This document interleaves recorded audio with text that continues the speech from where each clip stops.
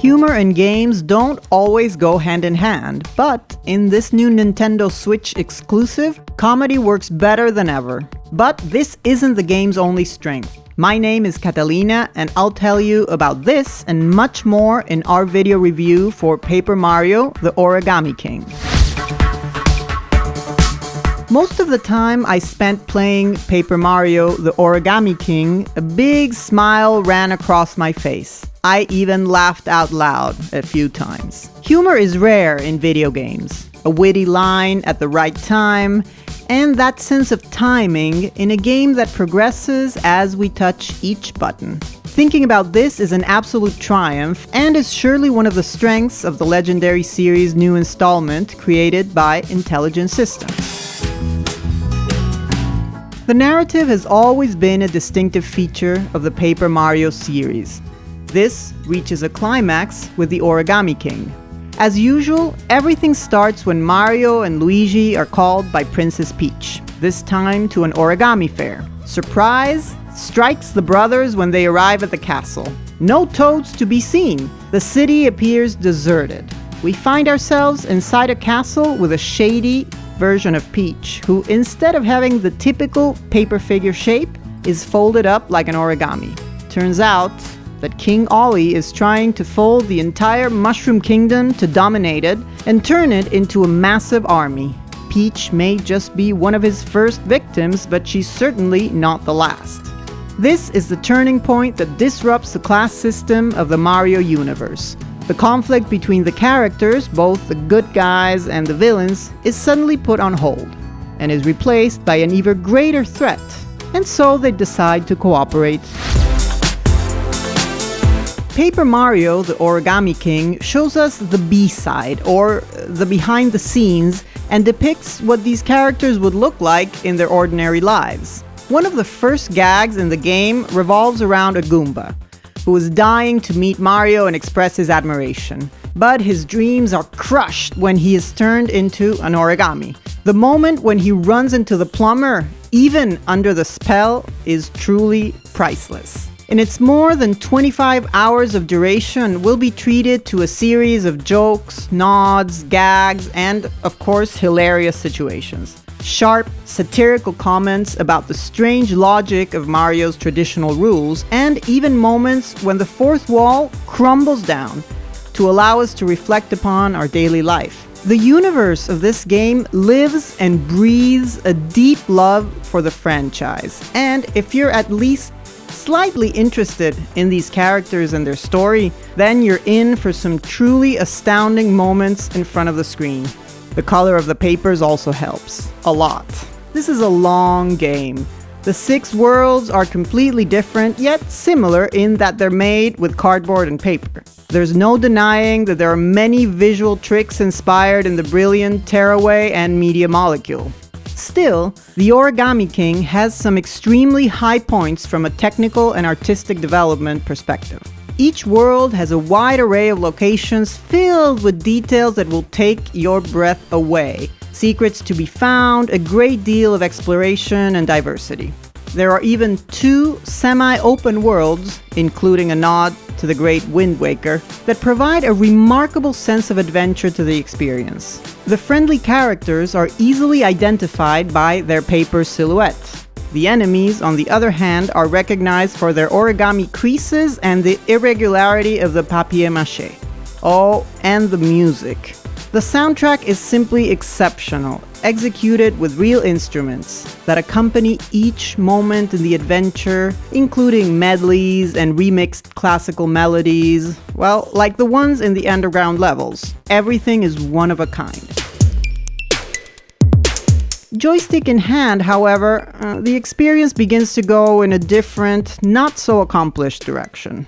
Paper Mario: The Origami King invites us to explore its levels and discover even the best hidden corners with the goal, well, of rescuing Toads to populate the world and to help us in the combat. And also to collect coins, the main resource of the game. We can jump, we can attack with a hammer, or throw confetti to fix the structural damage in each of the levels and earn more coins. These levels offer a combination of exploration, platforms, and combat. A handful, really. And that's the main problem of this game. If you were expecting an RPG game, then you're in for a disappointment. Paper Mario: The Origami King takes some elements from the first two games and other from the later ones, mainly to create an adventure that keeps a few role-playing systems running in the background to calculate the damage of the combat based on a series of specific parameters. Upgrades are not based on experience, but are the result of obtaining items in specific moments. We can, or we must, pack our guns and items to succeed in the combat. There's no customization apart from the occasional accessory that we can assign to buffer certain abilities. Combat is in itself a whole separate game. Running into an enemy in the map kicks off a sequence that leads us to a sort of arena, like any RPG game, where we find a series of concentric circles with Mario on one side and the enemies on the other. Enemies appear in different formations, but get mixed up before the battle begins. The main idea is to rotate the pieces of each disc to arrange the enemies in rows or in groups of 4 so that we can attack them with a hammer or by jumping over them. The caveat, though, is that we have a time limit and movement restrictions. If we're able to fix the puzzle, we get a damage bonus which most likely will give us the victory in just one run.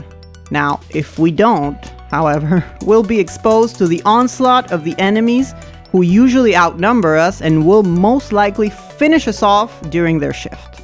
The thing is that the different aspects of the system are never fully explained. The use of special weapons or items, or the importance of having a permanent stock of essentials to avoid a harsh punishment, for example. Yes, a punishment in a Mario game. If we lose a combat, we'll have to return to the last save point. We'll also have to spend a lot of resources and bosses, for example. Coins will not only get us equipment to help us out during the combats, but will also buy us some time to better think how to solve each puzzle, or else request the help of the toads that we rescue along the way, which are located in the bleachers around the combat arena. Fortunately, and as opposed to the last games produced by the series, coins are not in short supply, so it's not hard to reach a decent amount fairly quickly. Still, it's quite frustrating when a fight with a boss interrupts the pace of this amusing adventure so abruptly. In several confrontations, I had to leave the game directly and reload to win, knowing a bit better how to deal with the combat and avoiding an astronomical loss of resources. In general, I have no trouble dealing with challenging games, as long as these challenges are associated with purpose and design and not the lack of it. It's difficult to believe that the game decided to omit an explanation of certain basic rules, or the different turn-taking possibilities in the combat based on what we might need. Actually, halfway through the ordeal, we discover that solving the puzzle is not actually necessary, but rather anecdotic. And if we want, we can simply go ahead and attack, an option only available for those with a certain level of Mario proficiency and, needless to say, a decent amount of resources. And so, Paper Mario: The Origami King generates profound tension and even a disconnect between the things it offers, on one hand, and what it chooses to show us. I think the combat system is original, and reaching that Eureka moment is highly satisfactory. However, halfway through the game, it's all uphill, mainly because the basic elements of the battle are never explained, resulting in an often frustrating trial and error process. But that's the extent of my negative criticism of Paper Mario: The Origami King. The rest is pure enjoyment. All the characters presented are funny, with a great personality, starting with Olivia, our inseparable companion, Ollie's sister, to whom she swore revenge for what she did, along with Luigi, who appears in very interesting points of the plot. Also the short jokes, all effective, told by the toads, distributed throughout each map.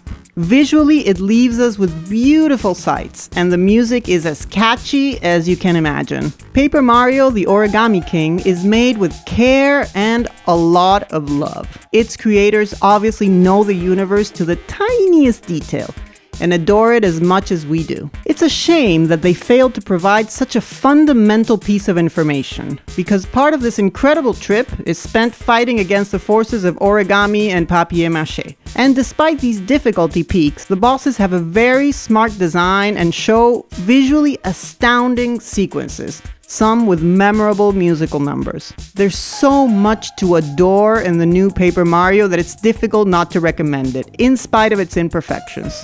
With a brush-up, it could have been a legendary game. The way things stand, it is a very good game, particularly if you're into all things Nintendo and Mario. If that's the case, maybe you could throw in an extra half point in the final score.